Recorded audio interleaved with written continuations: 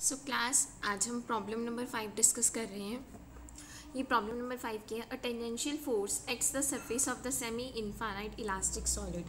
अभी तक जो हमने आर्टिकल्स किए थे उसमें नॉर्मल फोर्स एक्ट कर रहा था, ठीक है। और नॉर्मल फोर्स के लिए हम क्या कर रहे थे, कंडीशंस ले रहे थे। जेड ई रेस्ट पर आयोटा ओमेगा टी माइनस के एक्स के लिए, उसके लिए बाउंड्री कंडीशन किससे रिलेटेड थी, टॉ जेड जेड से, ठीक है। अब क्या है टेंजेंशियल फोर्स, अब वो टेंजेंशियल फोर्स क्या लिया हमने, एक्स ई रेस्ट पर आयोटा ओमेगा टी माइनस के एक्स, ये लिया हमने। देखो पूरा आर्टिकल सेम चलेगा, कंप्लीट आर्टिकल सेम चलेगा। जहाँ चेंजेस आएंगे वो मैं आपको बताती हूँ। यहाँ तक भी आप सेम आएंगे, फाई साई के यहाँ तक, ठीक है। फाई साई के लिए यहाँ तक आएंगे। बाउंड्री कंडीशन कहाँ से आएगी, ये कंडीशन आएगी, boundary condition tau z x zero positive is equal to x e raised to power minus iota की एक्स ही आएगी, क्योंकि सेमी इनफाइनाइट है ना, तो tau z z zero positive is equal to zero. ये आगे, ये इसका मतलब कि जेड ग्रेटर देन जीरो के लिए है, ये आपको पता ही है। आगे आपको पता है सेम आर्टिकल कैसे चलेगा, ठीक है। एक कंडीशन क्या रहेगी, U zero positive is equal to zero, W zero positive is equal to zero, यही रहेगी। बस आप आगे सॉल्यूशन निकाल ही लेंगे। लास्ट आर्टिकल क्या है, फर्स्ट केस लैम्प्स प्रॉब्लम की जो पहली 6 प्रॉब्लम्स रिलेटेड है उसका लास्ट आर्टिकल ये है कि a tangential force acts on the line x is equal to zero, z is equal to zero on the surface of a semi infinite elastic solid.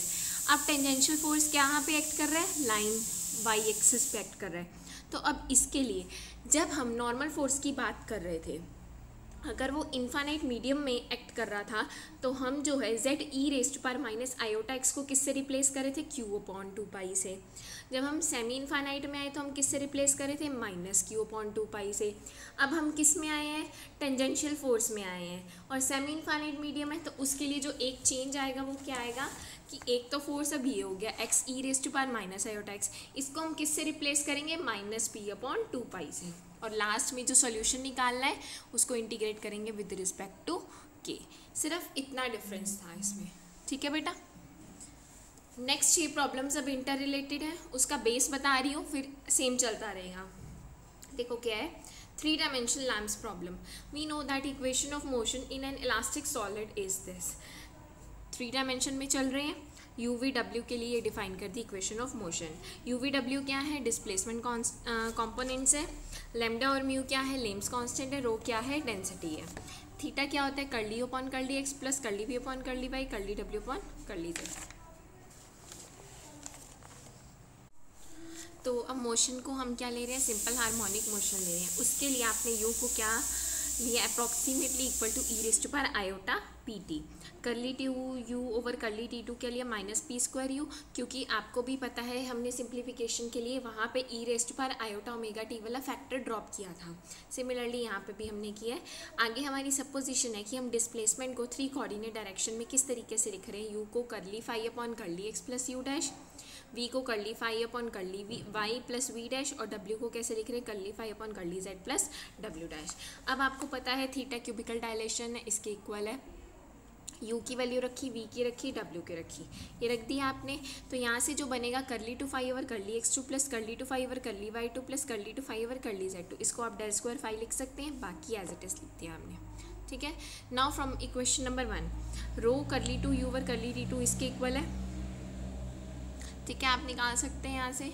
अब आपने यहाँ पे क्या रखी, यू की वैल्यू रख दी, ये आपने यू की वैल्यू रख दी। Lambda plus mu as it is, curly upon curly x, theta की जगह हमने क्या रख दिया, ये कंप्लीट वैल्यू रख दी, ठीक है।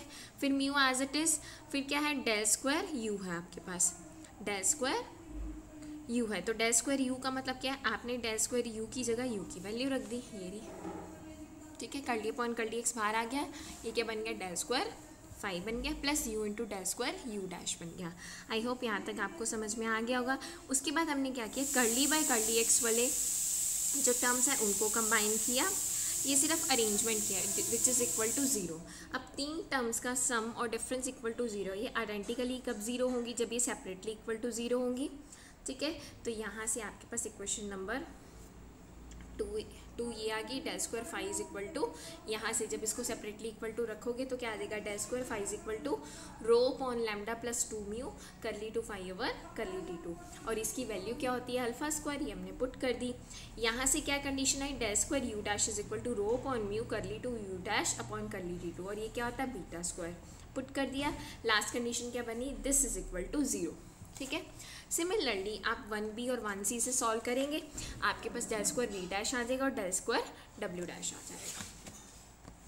Further if we write a particular solution, कह रहे हैं अगर हम पर्टिकुलर सॉल्यूशन की बात करें, u डैश अगर ये है, v डैश अगर ये है, w डैश अगर ये है, then by equation number 3b, equation number 3b कौन सी है आपके पास, ये है, 0 इज इक्वल टू दिस है, ठीक है।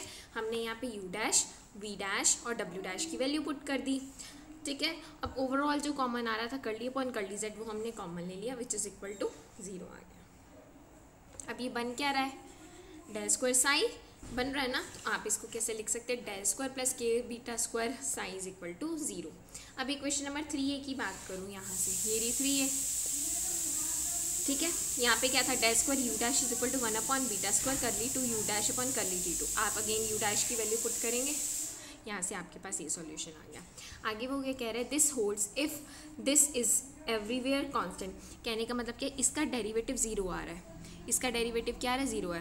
अब किसी भी वेरिएबल का डेरिवेटिव अगर 0 आता है, वो क्या होता है, इसका मतलब कांस्टेंट है, कांस्टेंट का ही तो डेरिवेटिव 0 होता है, इसका मतलब दिस इज इक्वल टू 0।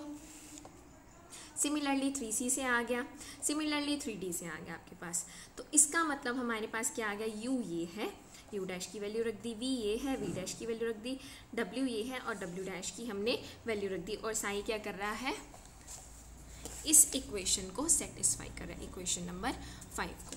आगे चलते हैं, आगे वो क्या कह रहे हैं, if we change Cartesian coordinate system to cylindrical polar coordinates.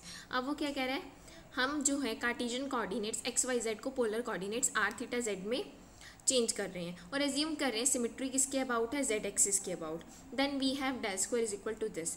आपने किया हुआ है ये आर्टिकल, किया हुआ आपने सिमेट्री वाला सेक्शन नंबर 1 में, ये वहीं से आई है इक्वेशन, ठीक है। क्योंकि सिमेट्री सिर्फ किसके अलॉन्ग है, जेड एक्सिस में, इसमें वेरिएबल कौन से चल रहे हैं, थीटा भी चल रहा है, तो सिमेट्री के लिए हमने क्या ले लिया, करली अपॉन करली थीटा 0 हो गया, क्योंकि पोलर में चल रहे हो, एक्स को आर कॉस थीटा पुट किया, वाई को आर साइन थीटा पुट किया, ठीक है। यू क्या है, करली फाई अपॉन करली एक्स, तो जब आप फाई डायरेक्ट तो जा नहीं सकता इसमें, तो क्या होगा, curly phi upon curly R upon curly X, ये डेरिवेटिव निकाले, और curly R upon curly X की वैल्यू क्या है, X upon R. Similarly V के लिए किया हमने, फिर हमने क्या निकाला, U I cap plus V J cap, यानी कि इसके साथ आई कैप लिया हमने और इसके साथ जे कैप लिया, ठीक है। ये दोनों में कॉमन था, बाहर ले लिया, ये आ गया।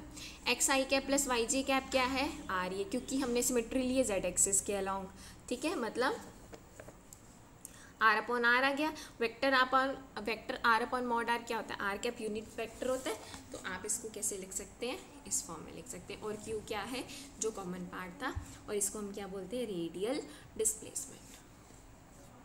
नाउ वी हैव, क्यू है ये आपके पास, और डब्ल्यू ये है आपके पास नॉर्मल डिस्प्लेसमेंट। फाई और साई क्या करें, वेव इक्वेशन 2 और 5 को सेटिस्फाई कर रहे हैं। The solution of equation 2 in the region z greater than equal to 0 can be taken as, आपको पता ही है हमने निकाले हुए सॉल्यूशन, इसी तरीके से हम पुट करते हैं, उसके हिसाब से डेरिवेटिव निकालते हैं, यहाँ से आपको इक्वेशन मिल जाती है। ये बेसल इक्वेशन है, बेसल इक्वेशन के 2 सॉल्यूशंस होते हैं ना 2 सॉल्यूशंस, ये हमने दे दिए g n x and y n x, ठीक है, इस तरीके से होते हैं। आपको ज़्यादा सोचने की ज़रूरत नहीं है, ठीक है, क्योंकि ये के और आर में चल रहा है, तो हमने Bessel equation whose solution is J naught K R, और आर ऑफ आर क्या हो जाएगा आपके पास, जे नॉट के आर हो जाएगा, ठीक है। हेंस फाई क्या हो जाएगा, आपने आर ऑफ आर की वैल्यू किसके इक्वल रख दी, जे नॉट के आर के। Similarly, in the solution of equation 5 can be written in the region z greater than 0 is equal to this।